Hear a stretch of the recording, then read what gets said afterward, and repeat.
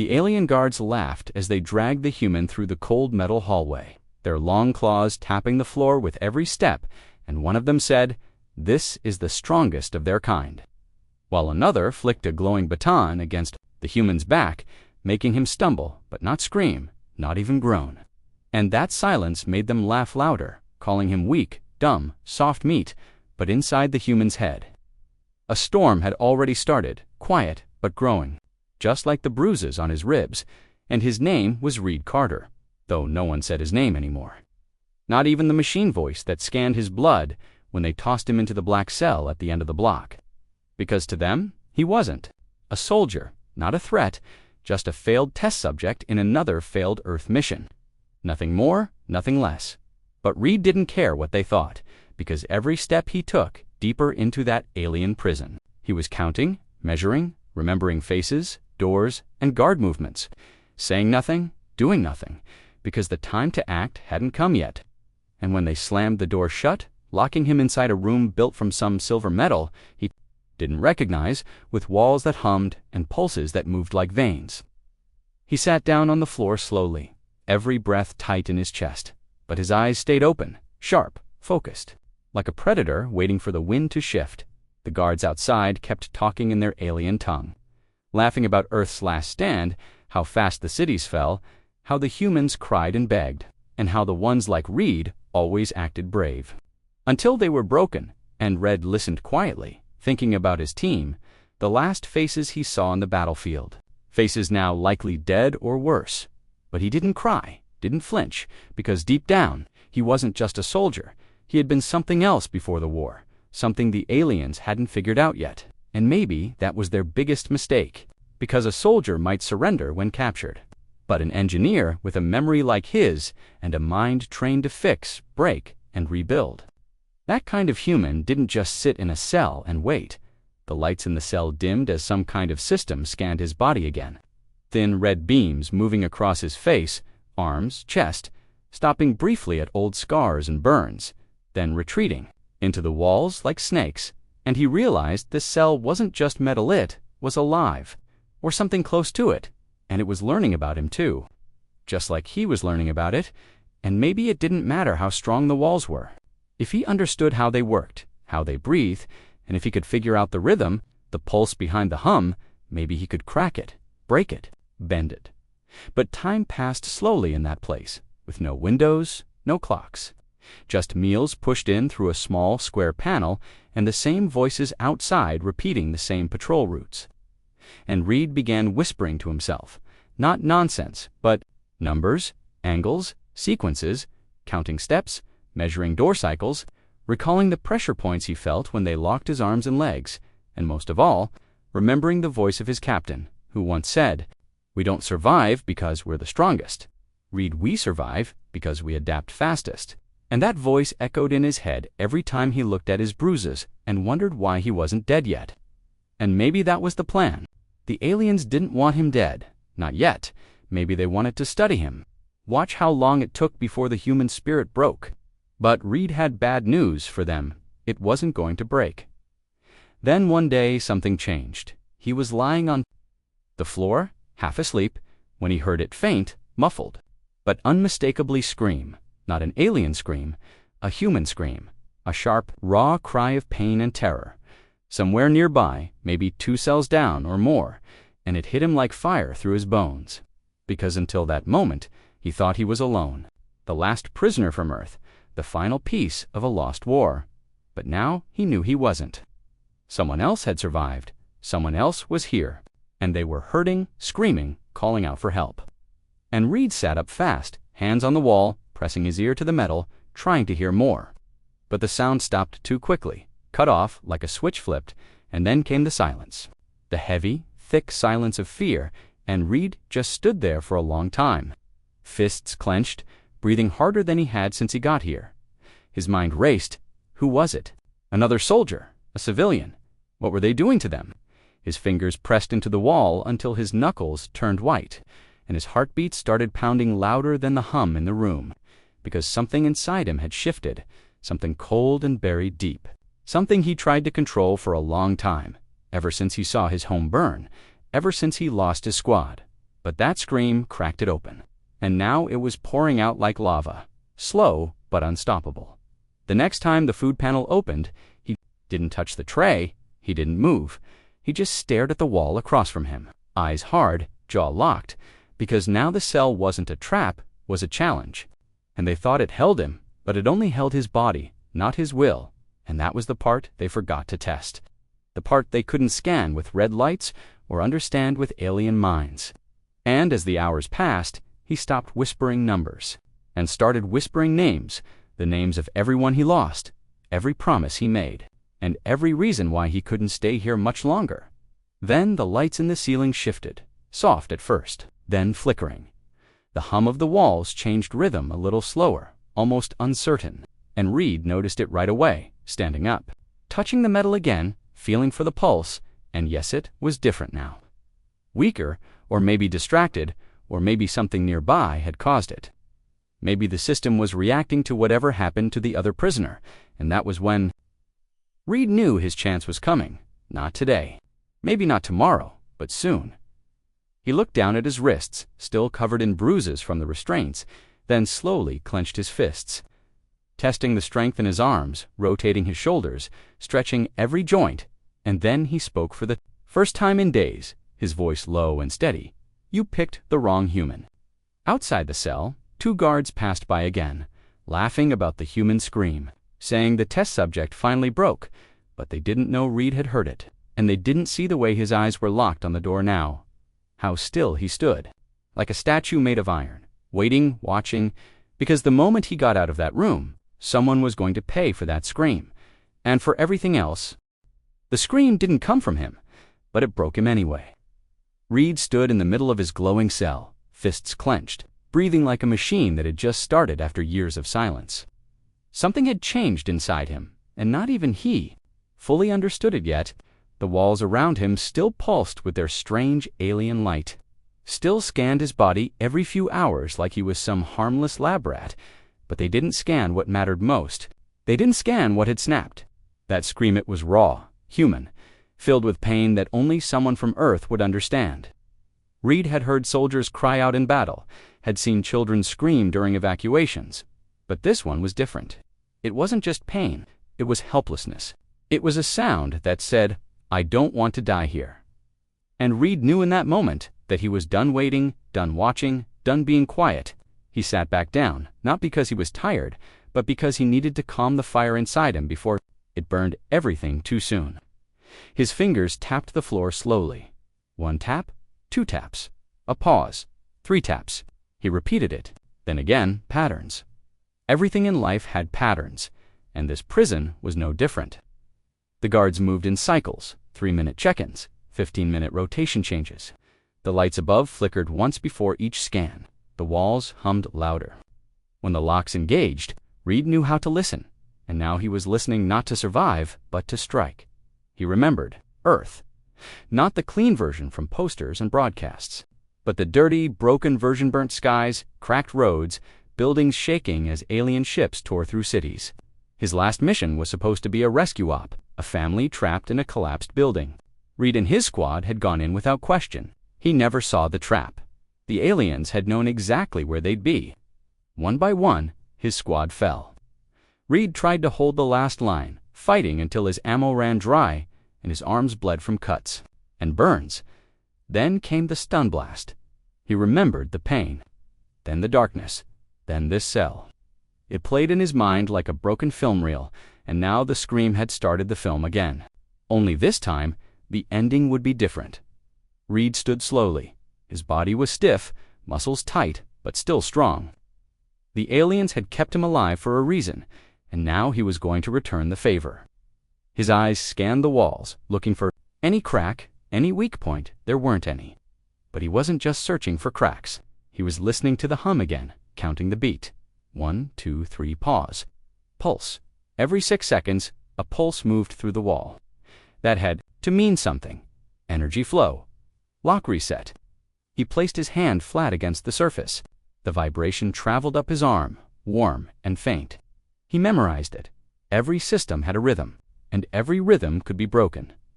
The food panel opened with a soft click. A tray slid forward with the usual mush, some green-gray paste, and a hard cube that might have been protein. Reed didn't care. He picked up the tray and walked over to the wall opposite the food hatch. He crouched down, placed the tray against the floor, and waited. The tray had tiny metal ridges along the edge, not sharp, but strong. Reed gripped the edge with both hands and began bending it slowly, using his knees to press it inward. Not fast, not loud, just pressure, controlled, focused. His arms ached, but his hands didn't stop. After 10 minutes, the tray folded in half. The aliens didn't think he was a threat. That was their second mistake. The first was letting him. Live, outside the cell, 2 guards walked by again. Different voices, same laughter. Reed couldn't understand every word, but he heard enough. The female didn't last. One said in its hissing language, "She screamed for 20 minutes. The other replied, amused. Reed's breath caught in his chest. The scream, a woman, someone still alive when they brought her here. And, now dead, tortured, he didn't know. But rage surged through him. His hand gripped the bent tray tighter. The edges were sharp now, a crude weapon, maybe not good enough to break a wall, but maybe good enough for a neck. He waited for the next scan. Red lights shot across his body. He didn't move, didn't blink. The system scanned for threats, heat, weaponry, posture, but it was basic. He could tell no alarms went off. He slid the tray piece under his shirt, hiding it beneath the fabric. Still calm, still controlled. He sat down again, pretending to eat, eyes locked on the door. Time passed. More footsteps, more laughter, but no screams. That was worse. Silence meant the scream was the last, that the woman, whoever she was, didn't get to scream again. The cell lights dimmed. Rest cycle. At least that's what the guards thought it was. For Reed, it was the start. He stood again. Walked over to the corner where the wall pulsed the strongest, placed both hands against it. 1, 2, 3, pause. Pulse. He pressed harder during the pause. Felt the resistance. Weakness. It wasn't much, but it was there. The walls weren't alive, but they were built with something smart, something that breathed like circuits with nerves. That meant systems. That meant wires. And wires could burn. He took the tray, piece again, sharpened it more against the floor. The sound was faint, like metal sliding over bone. Then he crouched down and started scratching at the wall, slow, careful, in sync with the hum so it didn't get picked up. It wasn't much, just a thin line, but it was the beginning of a scar. The door hissed. Reed froze. He hadn't expected. Visitors. The door opened slowly. 2 guards stepped inside. Taller than him, armored in black plating, eyes glowing yellow. "Stand," one barked. Reed didn't move. They stepped closer. Reed stood. They walked around him, scanning him again. One leaned close. "You heard her, didn't you?" It hissed. Reed said nothing. The alien leaned closer. She begged, "You humans break so easily." Reed stared at him, silent, but his grip on the tray piece inside his shirt tightened. The second alien laughed. "This one's brain will be fun to open." So much rage, no control, they turned to leave. Reed's breath was heavy. His heart slammed against his ribs. "Say her name," he said softly. The guard stopped. "What?" Reed's eyes were steel. "Her name? If you're so proud." The taller alien stepped back in.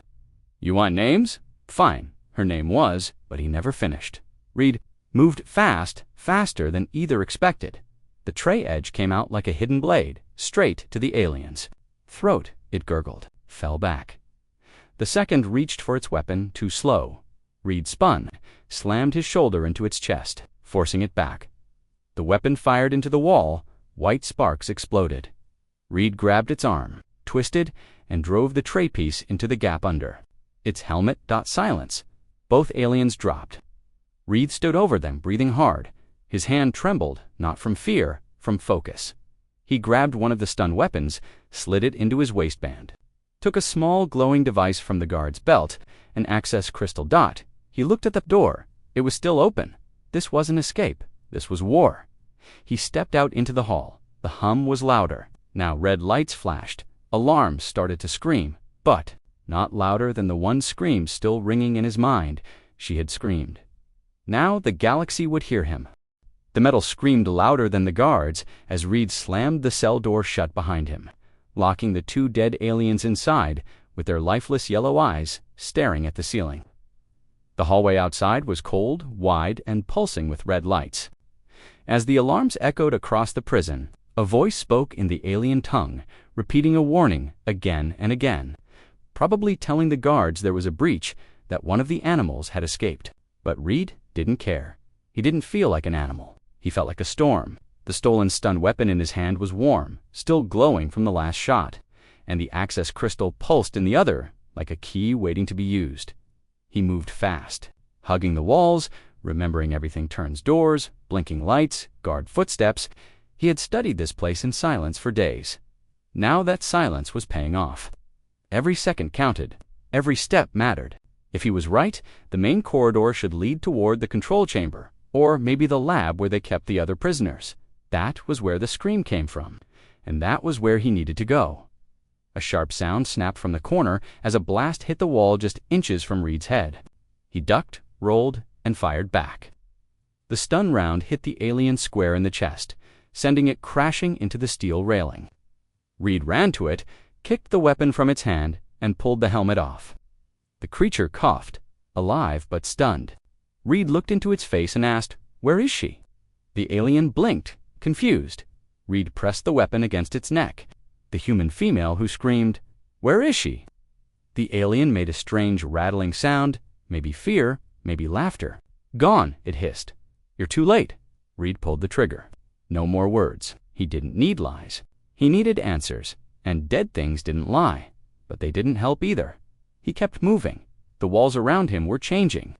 More doors were sealed now. A thick gas sprayed from small vents above, trying to cloud his vision, maybe slow. Him down, Reed pulled a mask from the dead guard's belt, strapped it on, and sprinted through the smoke. Behind him, heavy boots slammed into the floor. More guards. He turned down a side corridor, used the access crystal on a door panel, and slipped inside before the door hissed shut behind him. The room was dark, quiet, and cold. Lights flickered above. He looked around. Machines, screens, tubes filled with blue liquid. And bodies. Dozens of bodies. Not just human. Other species, too. Some floating, some strapped down. Experiments, tests. He stepped closer to one of the tanks. A human floated inside. Eyes closed, face pale, wires in the skin. A young man, maybe 20, still alive. Reed stared in horror. What were they doing here? He heard footsteps. Close, he ducked behind a console, eyes scanning. Two scientists entered, thin, tall, different from the guards. These had large heads, gray skin, and 4 long fingers on each hand. They began typing fast on the glowing panels, speaking in short clicks and hums. Reed waited, heart pounding, then stepped out. "Step away from the tanks," he said. The aliens froze. One turned. "You don't belong here," it said calmly. "You were supposed to be sedated." Reed raised the stun weapon. "Let them go." The second scientist tilted its head. "Impossible. You're just a primitive." Reed stepped closer. "Try me." The first scientist moved its hand toward a button. Reed shot it without warning. The alien crumpled. The second backed away. "Don't shoot it," said Fast. "I can open the pods." Reed pointed the weapon. "Do it." The alien moved to the control panel and tapped a sequence. One of the pods hissed, drained, and opened slowly. The human inside dropped to the floor, coughing, weak but breathing. Reed rushed to him, lifted his head. "You're safe now," he said. The young man looked up, barely conscious. Who are you?" Reed smiled slightly. "Just another prisoner." He turned to the scientist. "How many humans are here?" The alien hesitated. Reed's jaw tightened.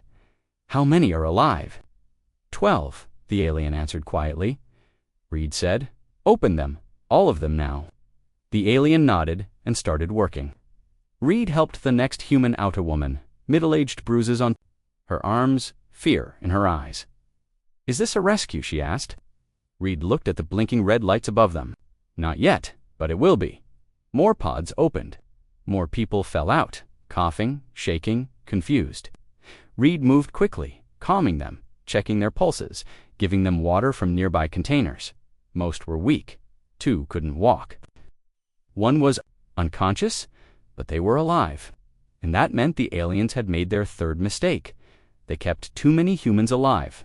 Reed walked over to the console and slammed the butt of the weapon into it, breaking the controls.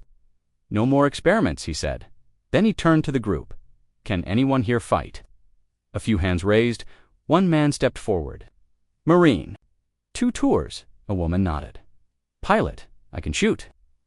Reed handed them 2 weapons from the fallen guards. "Good. You're with me.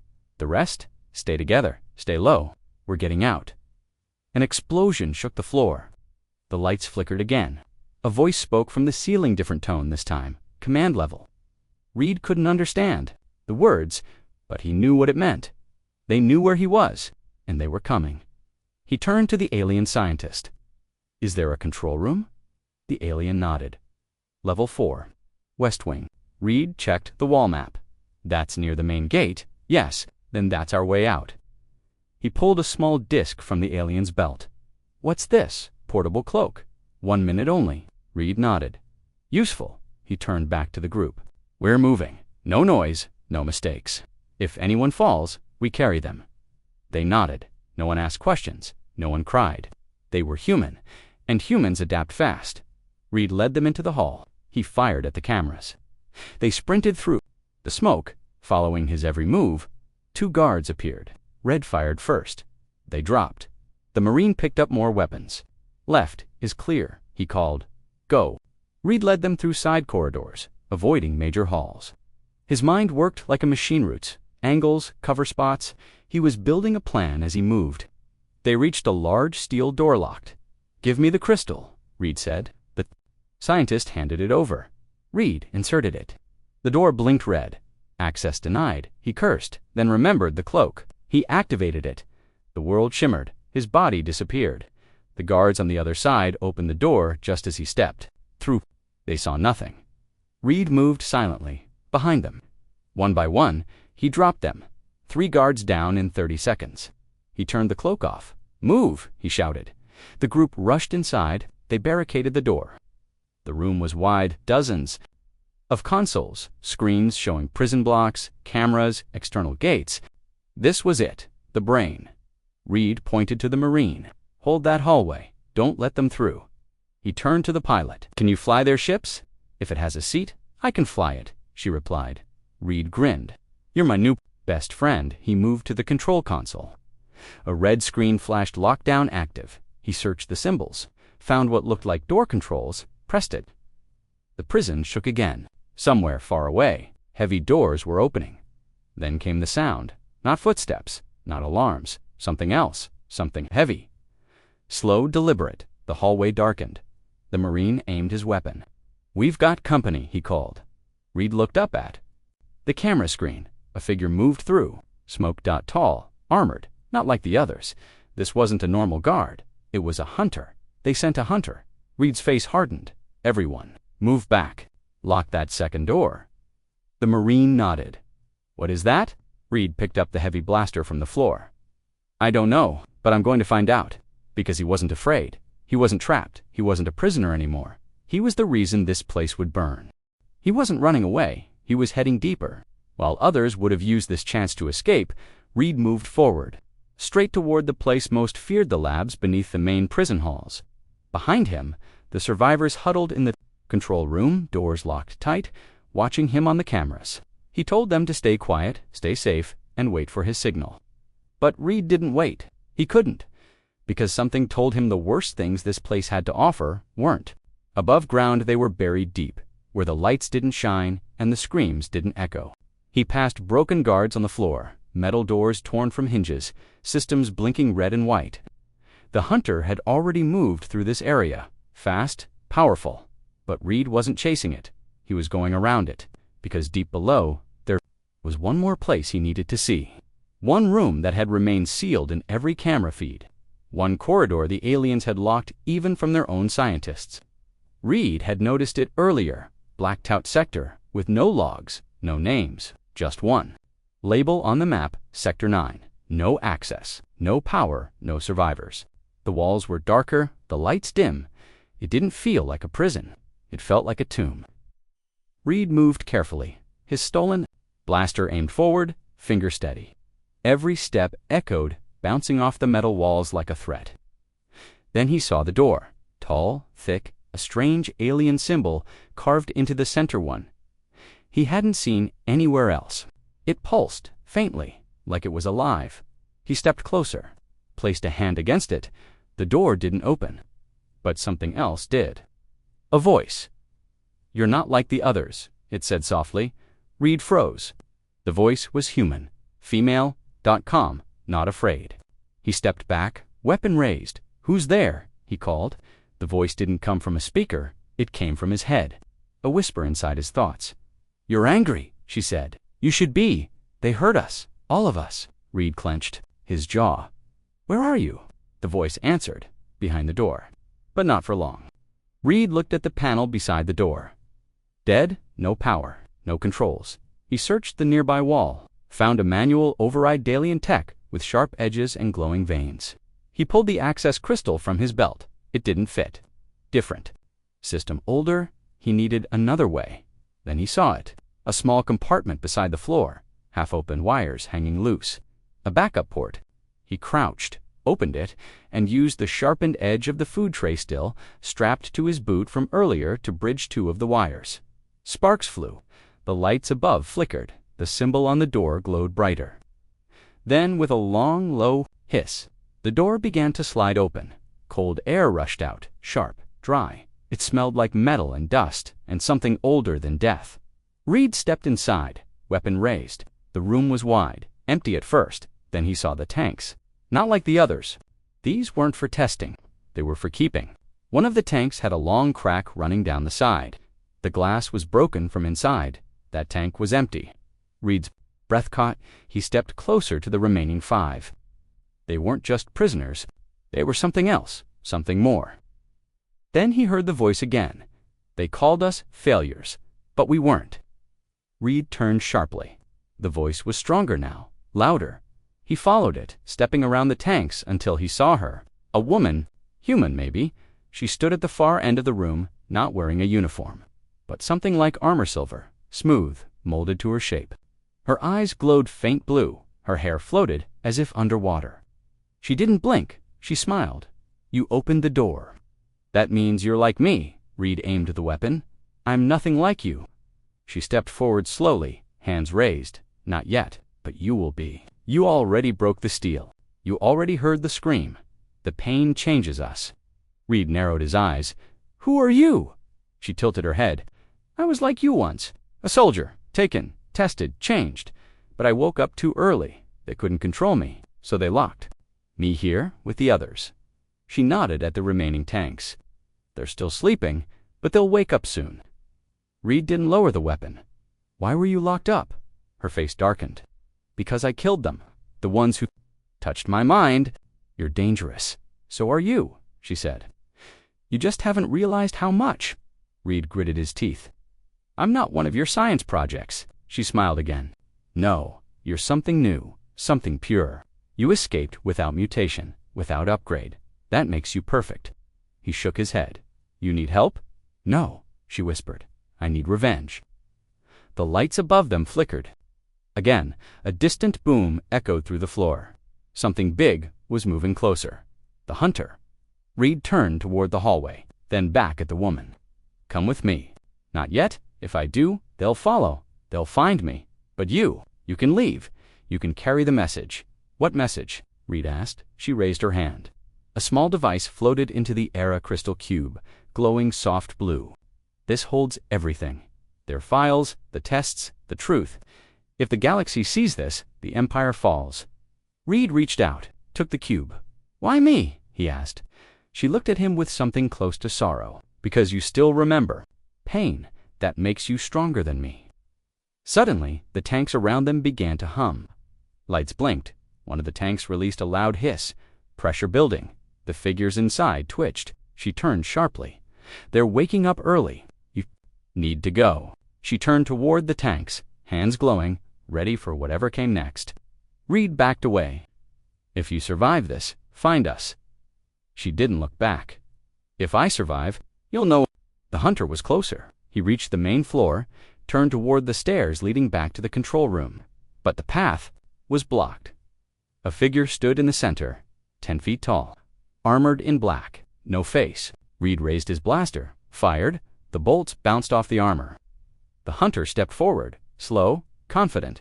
Reed fired again. No effect. He ducked, rolled, fired at a pipe above steam, burst out, clouding the hallway. The hunter swung an armist by inches. Reed sprinted left, ducked under a railing, dropped to a lower level. He ran hard, lungs burning. Behind him, the sound of footsteps, heavy metal, fast. He turned a corner, found a sealed maintenance hatch, slammed the access crystal into the lock. Red light, denied. Again, denied. Third time green light. Door opened. He crawled in, dragging the crystal cube with him. Behind him, the hallway exploded metal, torn apart by the hunter's weapon. Reed crawled fast, ignoring the pain, the cuts. He found a ladder, climbed, reached a hatch, pushed. It opened. He fell into the control room. The others gasped. "You're alive," the pilot said. Reed stood, gasping. "No time. We need to move now." The Marine pointed at the monitors. "Something's happening. A section of the prison," the pilot asked. Reed looked at the cube in his hand. A survivor. A weapon. Maybe both. The alarms grew louder. The hunter was close. Reed handed the cube to the pilot. "Get this. To a ship. Broadcast it. Let the Galaxy see." "What about you?" she asked. Reed picked up a plasma cannon from the wall. Heavy, brutal, just what he needed. "I'm going to slow it down," the Marine grinned. "You're insane," Reed smiled back. "No, I'm just human." The alarms kept ringing, but they couldn't stop what was coming. Reed stood in front of the sealed door, plasma cannon in hand, his body tense, eyes locked on the hallway where the heavy footfalls echoed closer and closer. The hunter was coming, its weight shaking the floor beneath Reed's boots. The other survivors, rescued prisoners, had already slipped out through the side tunnels. Following the pilot and the Marine toward the hangar, the message cube was with them, and Reed had made sure they knew what to do. Get to a ship, get off this cursed station, and show the Galaxy what the aliens were hiding. But for that to happen, Reed had to hold the line. If the hunter reached them, it would be over. That thing wasn't just another soldier, it was something worse. A creation built for one purpose, to erase threats. And right now, that threat was him. The hallway lights flickered. Steam hissed from the broken vents. And then it stepped through the fog. The hunter's armor was dark like space, and the red slit across its helmet glowed like a blade. It moved slowly, each step careful, deliberate, as if it had all the time in the world to kill him. Reed didn't move. He stood his ground, cannon ready, waiting for the right moment. The hunter stopped a few feet away. It tilted its head, studying him. Then, in a deep, mechanical voice, it said, "Surrender." Reed didn't answer. "Surrender," the voice repeated. "This is your final warning." Reed's grip tightened. "I already escaped once," he said. "Why would I stop?" Now the hunter stepped forward. "Your strength is limited. Your allies are weak. Your cause is hopeless." Reed gave a thin smile. "Then why are you afraid?" The hunter moved. Fast, faster than anything its size should have been. Reed fired. The plasma bolt slammed into its chest, exploding in light and sparks. But when the smoke cleared, the hunter was still standing. A deep burn mark sizzled across its armor, but it didn't fall. It didn't slow down. It reached for Reed. He rolled to the side just in time, the floor cracking where the metal fist landed. He fired again. Another blast hit the creature's side, making it stumble. It was enough. Reed turned and ran, leading it away from the escape route. He ducked into another corridor, heading for the old storage bay. It was a dead end, but it had something he needed: power cells, fuel lines, raw energy. If he was going down, he'd take the monster with him. He crashed through the door into the bay. Rows of tall crates, old weapons, half-finished gear, sparks danced in the air from broken lights. He spotted a loose power conduit near the far wall, big, thick, humming with voltage. Perfect. He jumped over crates, turned, and waited. The hunter entered a second later. Its armor smoked, its movements slower now, but still deadly. Reed aimed, fired again. The bolt hit its arm, cracking a joint. The hunter roared a low electronic growl that shook the walls. It charged, red, waited until the last second, then dove to the side. The hunter slammed into the conduit. Electricity exploded. Blue lightning wrapped around its body, sparks flying from every joint. It screamed. Reed didn't waste time. He grabbed a long steel bar from the floor and ran forward. He swung with everything he had, slamming the bar into the damaged joint. The hunter stumbled. He swung again and again. The arm tore off at the shoulder. Metal and wires flew. The beast fell back, trying to recover, sparks flying from its chest. Reed stepped back, breathing hard. Smoke filled the room. The hunter lay on the floor, half its body twitching. It looked at him, one red eye blinking slowly. "You are not possible," it said. Reed dropped the bar. "I hear that a lot." He picked up the plasma cannon, aimed it at the glowing eye, and fired one last time. The head exploded. The body went still. Reed stood there, chest heaving, watching the smoke rise. He didn't smile. He didn't celebrate. He just turned and left. The others still needed him. He ran through the lower corridors, following the emergency lights. The ship hangar was on the far side of the prison. He passed more fallen guards, some burned, others shot. His people had fought their way through. Good, that meant they were still alive. He reached the loading bay and heard voices shouting gunfire. Engines. He burst through the door and saw them. The pilot was in a small alien craft, trying to start it. The Marine and another prisoner were holding off a squad of enemy soldiers. Reed jumped in, firing at the enemies from above, to fell the rest. "Scattered," the Marine shouted. "Took you long enough." Reed laughed. "Had to kill a monster. You know how it is." He helped the others into the ship. The pilot shouted, "We're out of time." The hangar doors were still closed. Reed ran to the control panel, alien symbols again, but he remembered the patterns. He slammed the access crystal into the slot and pressed 3 buttons. The doors began to open, light flooding in. Then came the sound, a scream, but not human, not alien. Something worse. Reed turned. The woman from Sector 9 stood in the doorway. She wasn't alone. Behind her, the tanks were empty. The others had woken up. 5 figures, not quite human, not quite alien, changed, just like her. Reed raised his weapon. "Friend or enemy?" he asked. She stepped forward. "That depends." "Are you still trying to save everyone?" Reed nodded. "Always." She looked at her team, then back at him. "Then we're on the same side." They moved fast. The enhanced ones tore through the remaining guards like paper. In less than a minute, the hangar was clear. The pilot yelled, "We're ready." Reed turned to the woman. "Come with us." She shook her head. "Not yet. We have work to do here, but we'll find you." Reed stepped back into the ship. The ramp closed. The engines roared. They lifted off just as more soldiers poured. Into the hangar, blaster fire bounced off the hull, but the pilot was too fast. The ship shot out into the black sky, engines screaming. Reed looked down through the window. The prison shrank behind them. Fire spread across the surface. Explosions rocked the towers. He turned to the pilot. "Did you get the message out?" She nodded. "Broadcasted it across 6 channels. If anyone's listening, they'll know." Reed sat down slowly. His body ached. His arms bled. But he smiled, not because it was over, but because it had begun. The Marine sat across from him. "That woman? The one with the glowing eyes? What is she?" Reed looked out at the stars.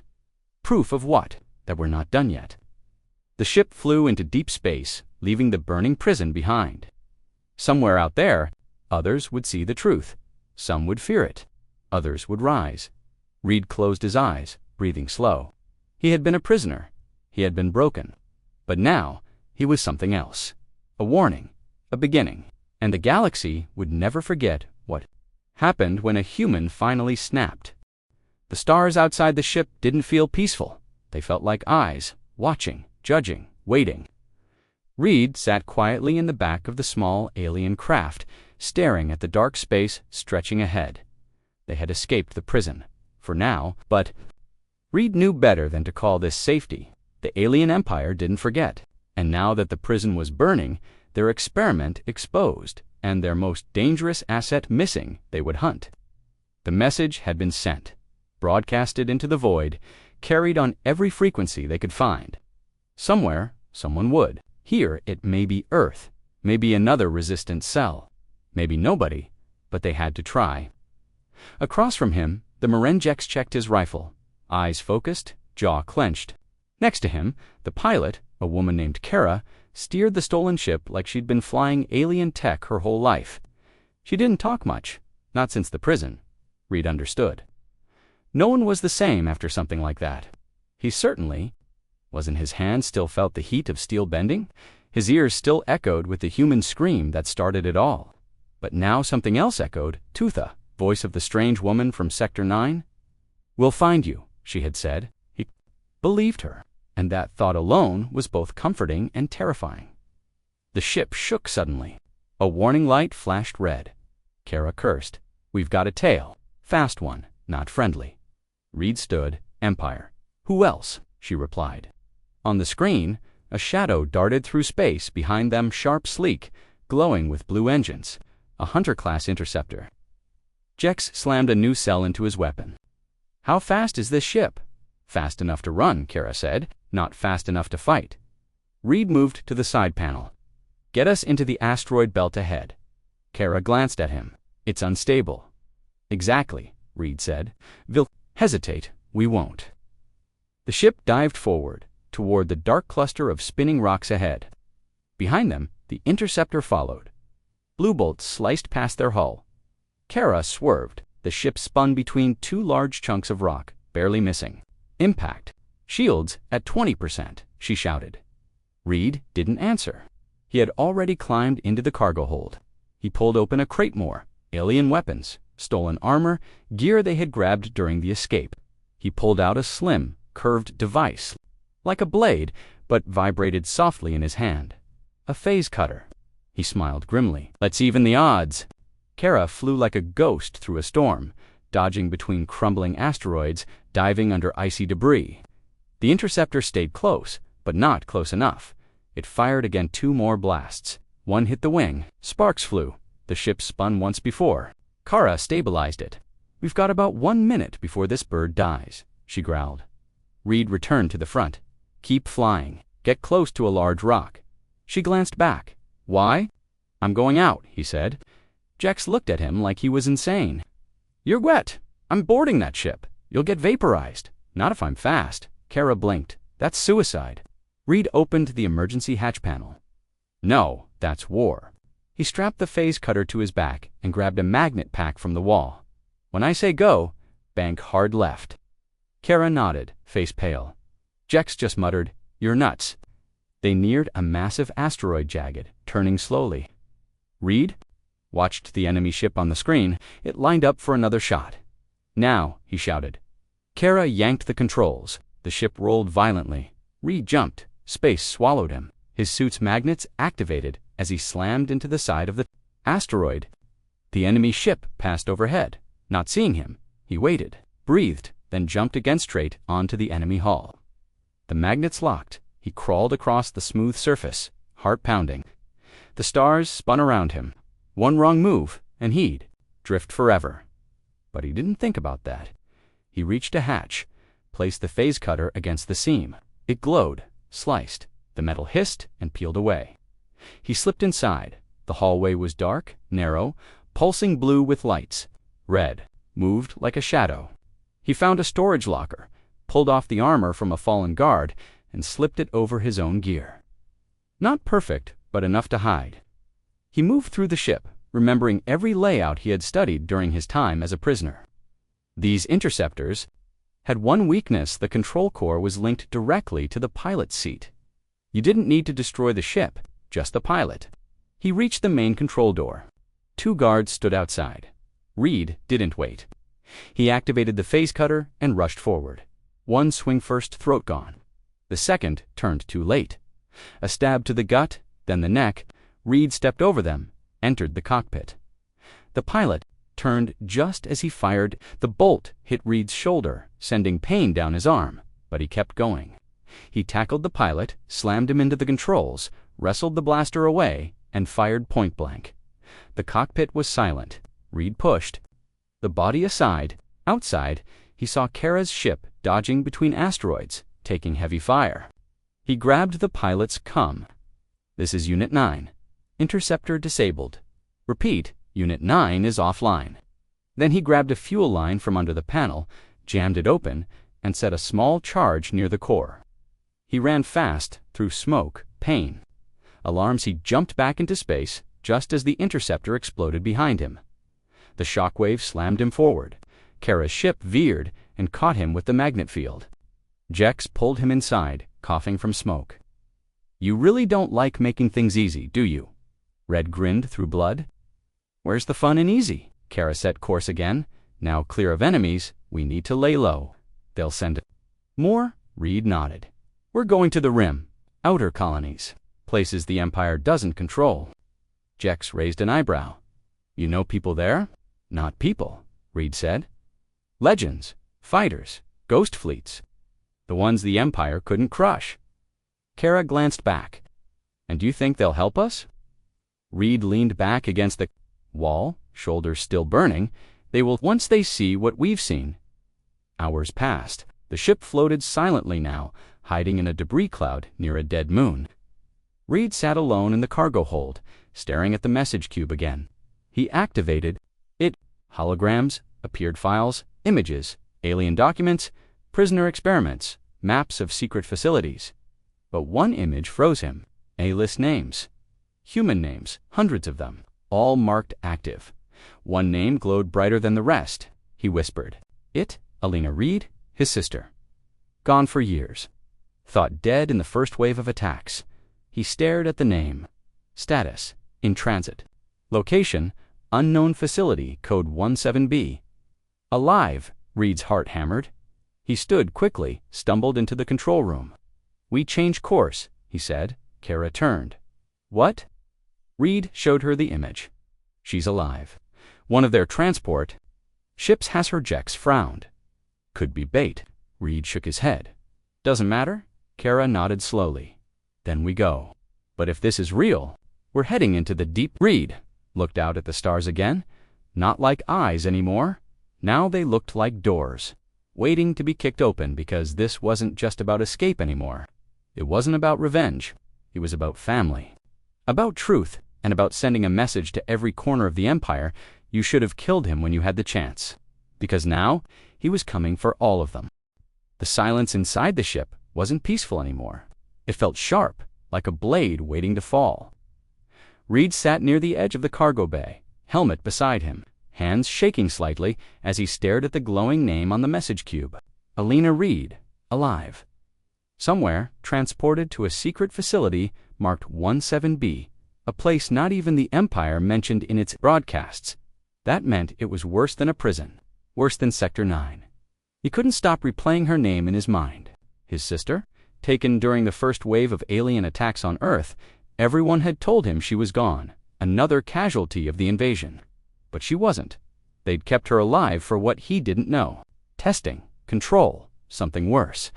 Reed didn't care what the reason was. He only cared about one thing now: finding her, and no one, not hunters, not warships, not death itself, was going to stop him. Kara walked into the cargo bay, arms crossed, eyes serious. "We found something," she said.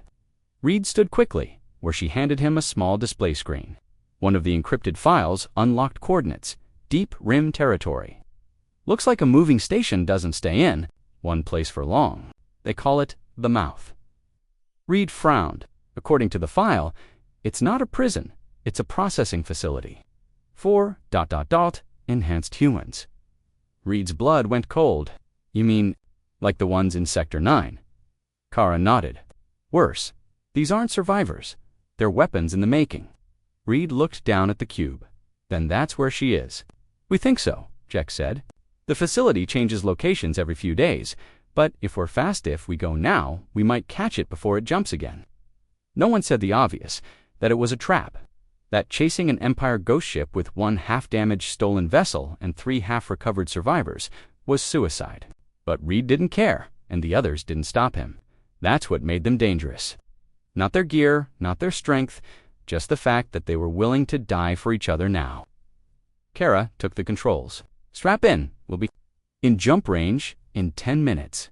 Reed turned and grabbed his gear. The phase cutter, the plasma blaster, the stolen armor, still scratched from the last fight. He stared at himself in the reflection.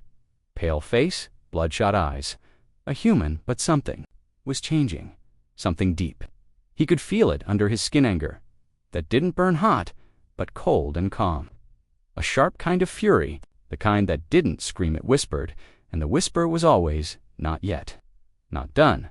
Not until they all pay. The ship dropped out of hyperspace near a broken moon. Kara slowed them down fast. There, she said, pointing. Reed stepped forward. A massive, dark object floated above the moon's surface, just a floating metal tomb. It's not broadcasting, Jex said. No comms, no heat signature, not even shield pulses. Because it doesn't want to be found, Red muttered. Kara frowned. Or because it's already expecting us. They moved closer. Reed stared hard at the structure, looking for anything, a docking point, a vent, a weak spot. Then he saw it. A small gap on the underside, just wide enough for their ship to enter. There, he said, take us in.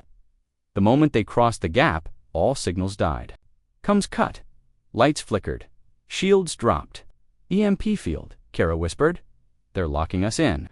Then we don't wait, Reed said. Get the suit ready. We go in fast. The ship landed inside a long, empty hangar bay. Guards, no traps, just silence. That made it worse. Reed stepped out first, weapon raised. The floor was spotless, black steel reflecting the red ceiling lights. They moved together fast but careful, through one hallway, then another, each one quiet, until they reached the first door. Reed placed his hand on it. It hissed open. Inside were cages, rows of them, some empty, some filled. Humans. Reed rushed. To the nearest one, a boy no older than 15, stared at him with wide eyes. You're not one of them, the boy whispered. No, Reed said softly.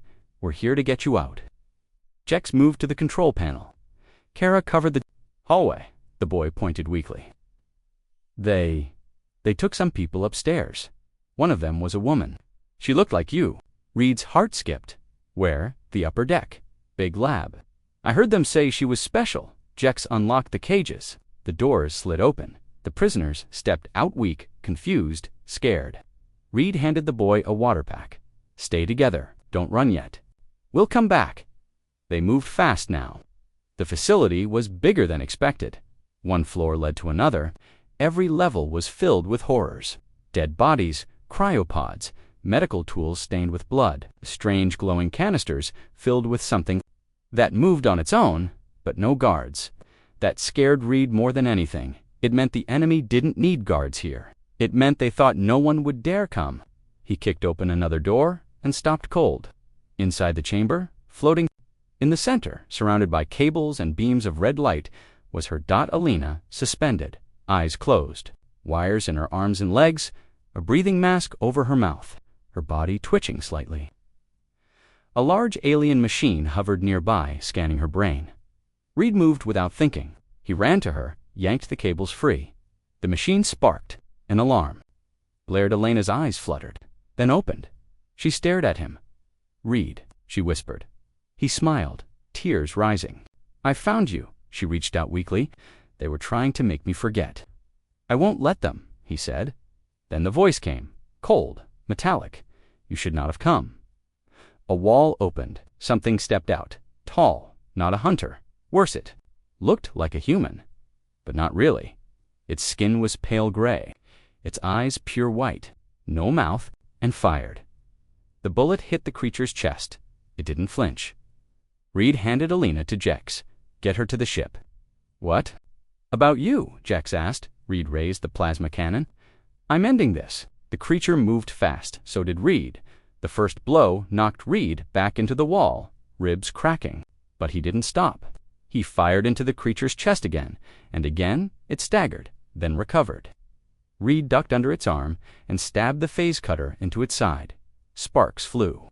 It screamed without sound. Then Reed saw it behind the creature, a glowing panel, and shot the power cell behind the creature. The room exploded in light and fire. Metal rained. Down. Smoke filled the air. Reed lay on the floor, bleeding, half blind. But the creature was gone. Alina crawled to him, weak but awake. runs in the family. Kara and Jex returned, eyes wide. "We need to go," Kara shouted. Alarms roared. The ship's path was collapsing. They carried Reed and Alina out, sprinting, through fire and smoke. Back to the ship, the hangar bay cracked behind them.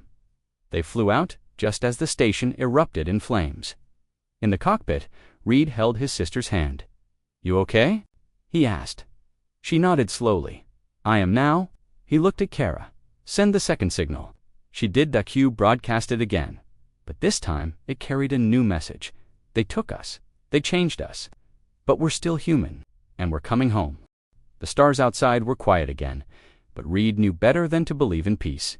They had destroyed the facility called the Mouth, rescued his sister, and sent another signal out to the galaxy, a warning and a promise. But the war wasn't over, not even close. Kara flew the ship on low power now, keeping them hidden from the Empire's scanners.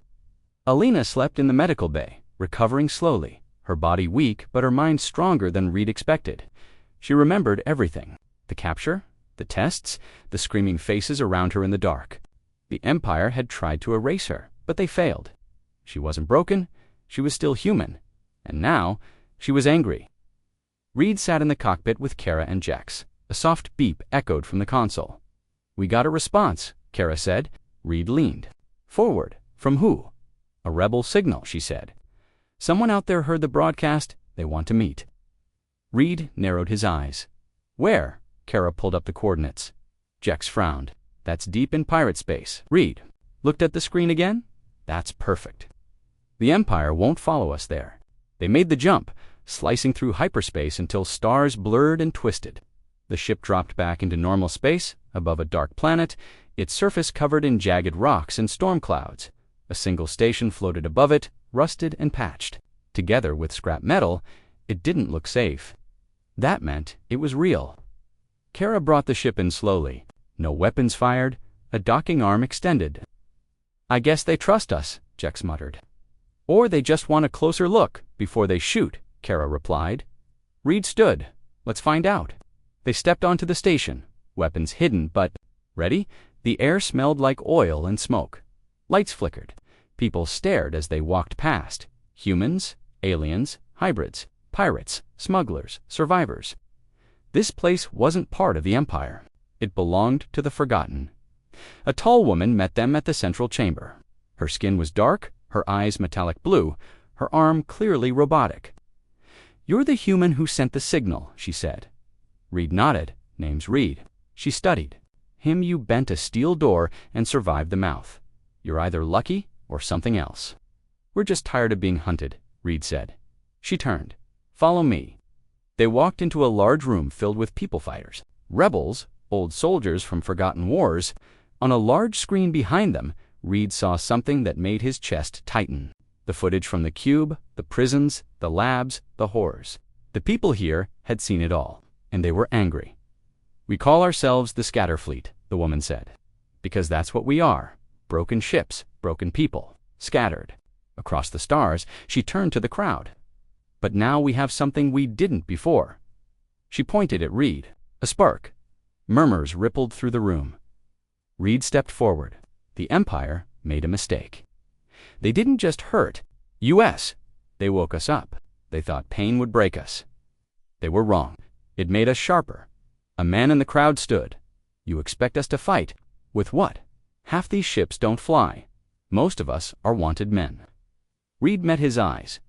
"You think I'm not? You think we're not all hunted now?" He raised the cube. "We show this to every corner of space. We let them see, not just what the Empire does, but what we did to stop them." The room was silent for a long moment. Then the woman spoke again. "What do you need?" Reed answered without hesitation. "Fuel, weapons, a path to the next facility. There's more out there, more like my sister, more prisons, more secrets." She nodded slowly. "Then you'll have them." The room broke into motion plans drawn, maps lit, comes activated. The rebellion wasn't just alive, it was awake, and now it had a leader. Later, Reed walked the dark hallway of the station alone. He passed old flags, symbols from Earth, from dead planets. He found Alina sitting near a window, staring out at the stars. "You should be resting," he said. She smiled faintly. Too many thoughts. He sat beside her. Do you remember what they were doing? She nodded slowly. They weren't just studying us. They were copying us, trying to build something like us. But better, Reed frowned. How? They called it the Echo Project, she said. They wanted to create soldiers who felt human pain, but didn't break from it. Controlled rage. Her voice shook. They used me to calibrate their success. Reed's hands clenched. Did they succeed? Elena's eyes went cold. They think they did, but there's something they never understood. Human rage doesn't stay controlled. It grows. And then it burns everything. Reed stood. Then we burn back. Kara's voice came through the cum. We've got a lead. Another facility, smaller, hidden inside a cargo fleet moving through the Korak system. Mobile lab, Reed nodded. How soon can we intercept? They'll pass near an asteroid field in 6 hours. That's our shot. Jex joined them. Armor ready. I fixed the ship's targeting system. We're ready to jump. Elena stood, her voice strong again. Then we finish what they started. The scatter fleet provided what they could: extra fuel to gun drones and coordinates to secret relay points. It wasn't much, but it was enough. They launched into space again, flying low, fast, invisible. The Korak system was busy. Ships, mining freighters, patrol drones, but Reed's eyes were fixed on one cluster of vessels, a thick convoy of cargo ships guarded by 2 Empire escorts. In the center, an unusual freighter with extra engines and no windows. That was it. Reed grabbed the cum. We go in quiet. No shots, unless I say. Kara flew close to an asteroid, then launched the drone. It floated into the convoy silently, scanning signals. Confirmed, Kara whispered. Heat signatures. Inside, human multiple. Reed took a breath. Let's bring them home. They moved fast. The ship slid in behind the convoy. Jex launched an EMP burst from the drone silent. Focused. The freighter flickered. Power dropped. That was the gap. Reed and Elena jumped through the docking tube, landing inside the enemy ship before the lights even came back on. They moved down the halls like shadows. Reed kicked open the first door. 3 guards inside, confused, shouting. He didn't hesitate. Shot one, punched another into the wall. Elena moved behind him, calm, deadly, silent. Her hands moved like knives. The 3rd guard fell before he even saw her. They found the cells, more humans. Some awake, some unconscious. One little girl sat up as Reed entered, tears in her eyes. Are you real? She whispered. Reed knelt. We're getting you out. Jex's voice echoed in the cum. You've got 1 minute before they reboot everything. Reed looked at the controls. Too many to carry. Open all doors. Everyone moves. Elena helped the others stand, supporting the weak. Reed activated the control panel. All the cells opened. Run, he shouted. Alarms roared. Guards appeared at the far end. Reed grabbed the plasma cannon. Fired. Fire and smoke blocked the hallway. The humans ran past him, clutching each other. A teenage boy stopped and saluted Reed. Thank you, sir. Reed nodded. Pay me back by surviving. They made it back to the docking tube just as the lights came on again. Enemy ships around them woke up. Reed climbed aboard the main ship. Get us out. Kara didn't ask questions. She punched the throttle. The ship spun. Enemy fire chased them. One bolt hit the engine, making the ship rock. Jex shouted, Hold on! They burst into open space. Reed turned back and saw the freighter exploding.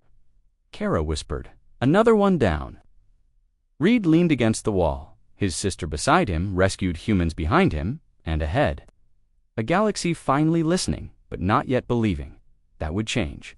Soon, because the Empire had done one thing wrong from the start. They thought humans were weak. Now they were about to learn what happens when you push humanity too far. The galaxy had started to whisper.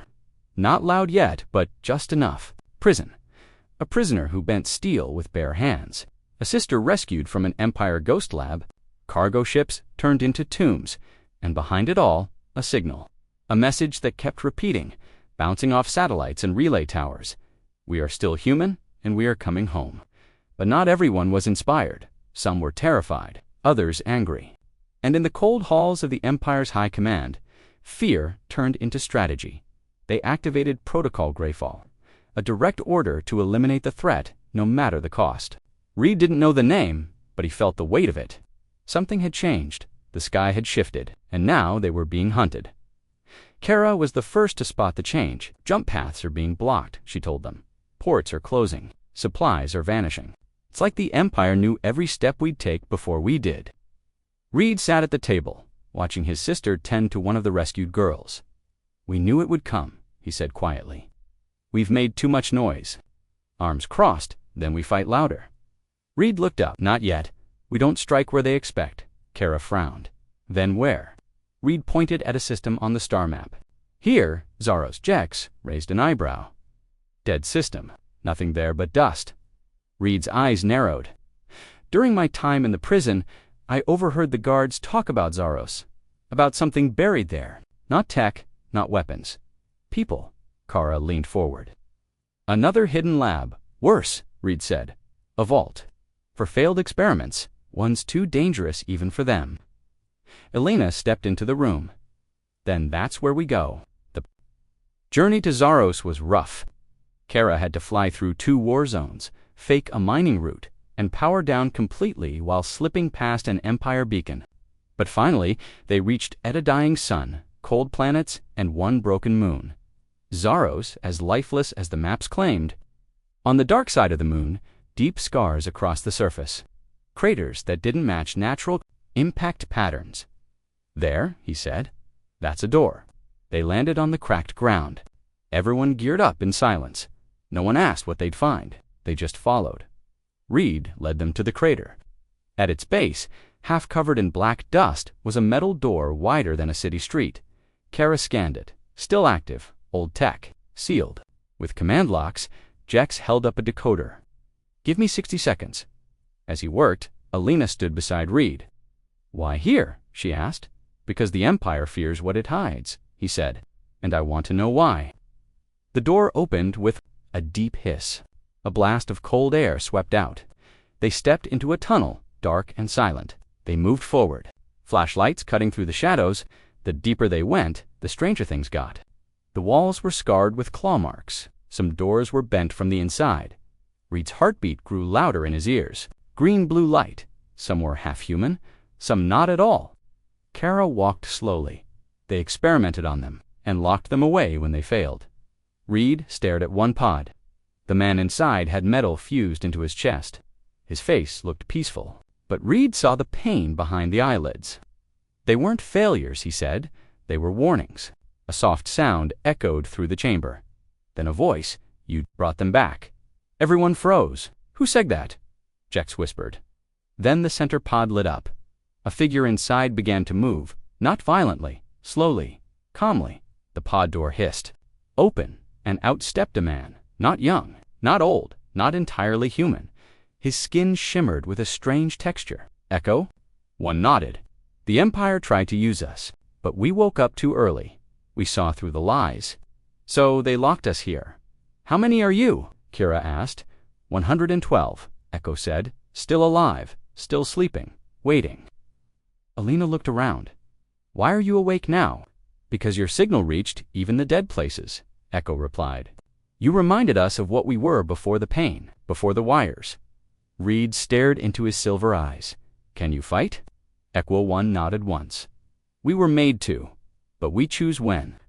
Reed said nothing for a moment, then stepped back and raised the cube. He activated the message again. Echo watched it in silence. When it ended, then they gave me a reason not to be. Echo turned and walked to the control panel. He pressed his hand to it. One by one, the pods began to open.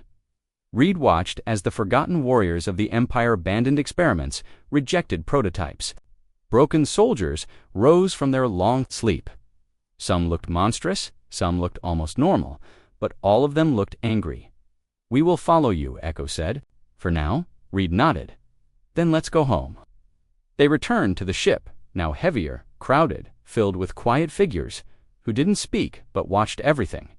Jex piloted carefully. Kara plotted the next course.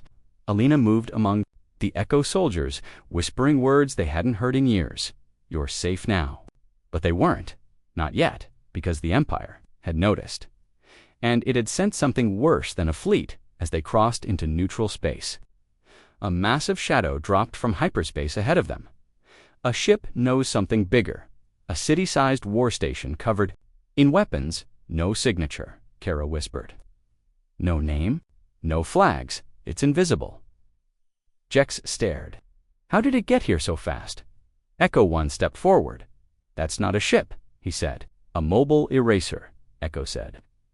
When the Empire wants to make something disappear completely, they send the furnace. The cum crackled. A voice filled the room. You are surrounded. Shut down your engines. No escape, no negotiation. You are illegal technology carrying war assets. You will be dismantled painlessly. Alina stepped closer to her brother. Reed whispered, They think we'll surrender. Kara looked at him. What's the plan? Jex asked. Reed's eyes glowed faintly now. The enemy ship, the furnace, hung in space like a dark god, silent but deadly. Its surface gleamed with hundreds of weapons, its engines pulsing like a beating heart. Inside Reed's ship, no one spoke for a long time. The cum had gone quiet. Again, after the Empire's warning, but everyone knew what came next. Death, destruction, a fight they weren't supposed to win. Kara stood by the controls, her hands hovering over the weapons panel. Jex loaded every charge she had into the ship's defense cannons. Alina helped guide the rescued humans into the hidden compartments, whispering, Stay quiet, stay low. And behind Reed, the Echo soldiers waited, silent, motionless. Each one scarred, changed, angry. Reed stared out the viewport at the monster before them, his fists clenched, not from fear, but from rage. They had come so far, escaped the prison, found Alina, woke up a forgotten army, saved lives, sent a message to the stars. And now, the Empire wanted to erase it all. Just like that. No, he said softly, not this time. He turned to the Echo soldiers. You were made to obey, to follow orders, to be weapons. Echo 1 stepped forward, silver eyes calm. And now Reed nodded. Now you choose. We might not survive this. But if we go down showing them what it means to be human. A pause. Then one of the Echo soldiers stepped forward, his voice rough but steady. We follow you. Another nodded. Then another, and another. Echo 1's face tightened with something close to emotion. We have waited in the dark for a reason. To fight, you gave us one. Kara looked at Reed. What's the plan? Reed stared at the massive ship ahead. We split their focus. Our ship draws fire. You two get the rescued civilians out in the escape pods. Alina stays with the Echoes. They breach the furnace from the side. I go through the front. Jex's eyes widened. You mean you're boarding that thing? Reed smiled coldly. I'm not knocking, I'm kicking the door open. The ship moved slowly toward the furnace. The Empire didn't fire yet. It didn't need to. It believed it had already won. Kara looked at Reed one last time. You better come back, Steel Boy, Reed smirked. I'm too angry to die. Then he launched his suit-fired boosters as he flew straight toward the massive hangar on the enemy ship. The moment he reached it, alarms blared. The furnace woke up. Reed landed hard, rolled, and rose to his feet just as the first wave of armored guards stormed toward him. He didn't hesitate. He grabbed the nearest one, snapped its rifle in two, and slammed the guard into the wall. Two more came. He twisted, dodged, fired a stolen plasma bolt into their chests. He wasn't human anymore, not fully. Something inside him had changed since Sector 9. Something stronger, faster. His rage had become power. Meanwhile, on the far side of the furnace, the Echo team slammed into the outer wall like a meteor. They cut through with stolen alien tools, tearing a hole into the hull. Alina led them in, plasma blades slicing through metal. Clear a path to the control room, she shouted. The Echoes moved like a swarm, silent, precise, merciless.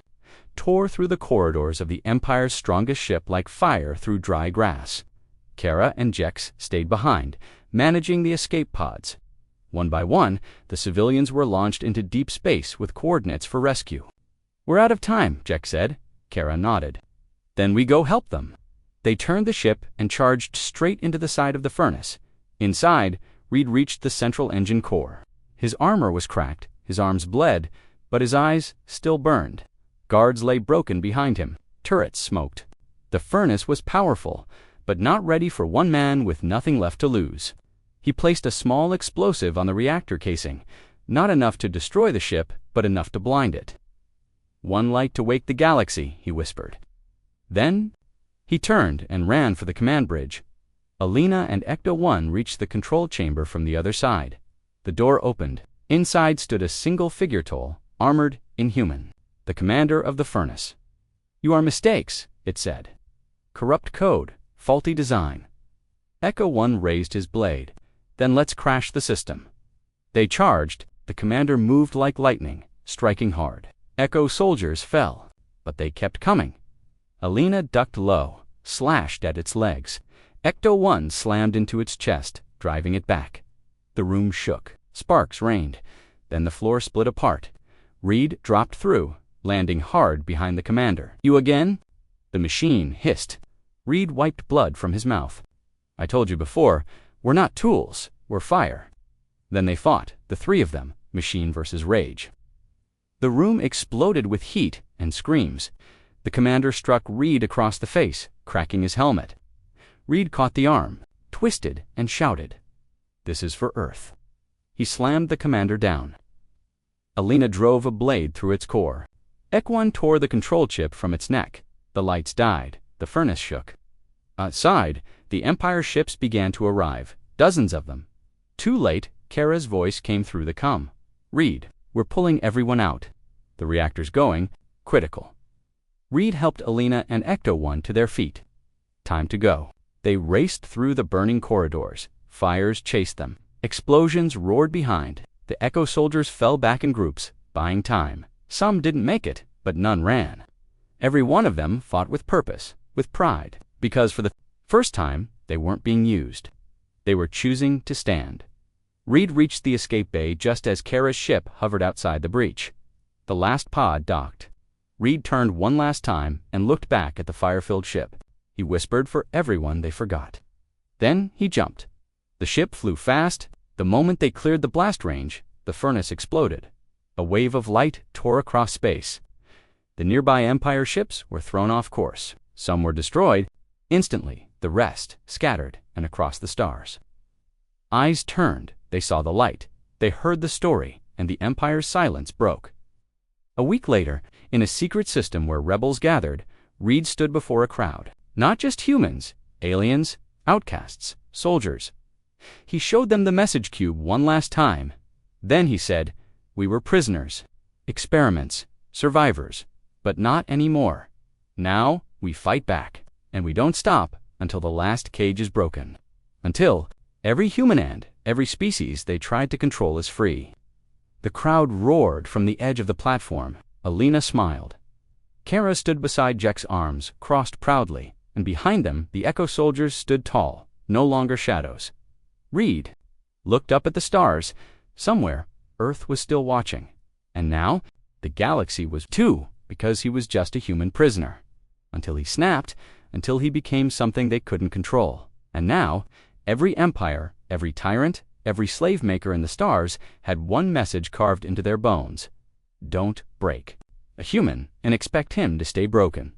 Because sometimes, when a human breaks, he bends steel like rubber and tears the galaxy apart. The end.